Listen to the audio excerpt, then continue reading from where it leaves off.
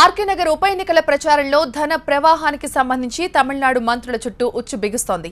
రేపు ఉదయం తమ ముందు హాజరు కావాలని రాష్ట్ర మంత్రి విజయభాస్కర్, సినీ నటుడు Sarath Kumar, MGR medical university VC గీతాలక్ష్మికి ఐటీ శాఖ సమన్లు జారీ చేసింది.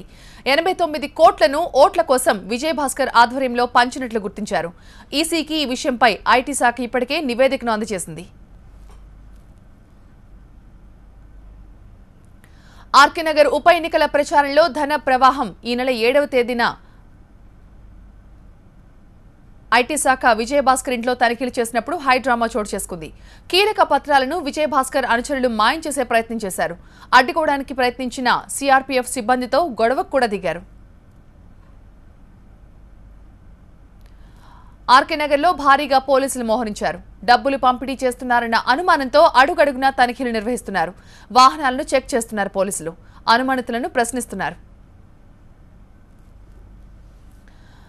ఎలక్షన్ షెడ్యూల్ ప్రకారం ఏప్రిల్ 12న అక్కడ పోలింగ్ జరుగుతుంది.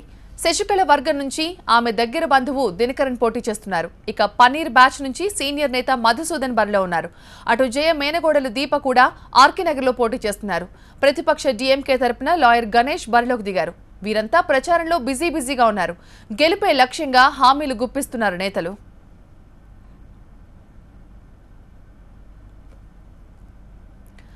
శశికళ వర్గంపై శుక్రవారం జరిగిన ఆకస్మిక దాడుల ఎఫెక్ట్ ఇప్పుడు ఆర్కే నగర్ ఉప ఎన్నికపై పడింది.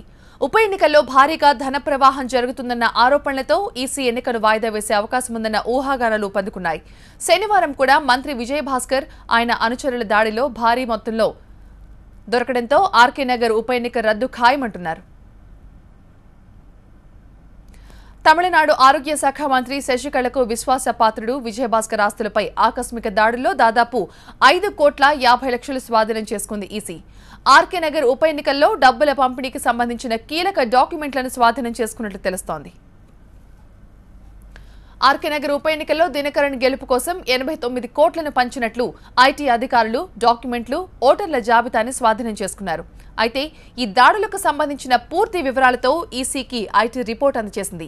ఈ రిపోర్ట్తో పాటు పన్నీర్ సెల్వం వర్గం ఫిర్యాదులను పరిశీలించిన ఈసీ ఎన్నికపై కీలక నిర్ణయం తీసుకోనుందని చెబుతున్నారు.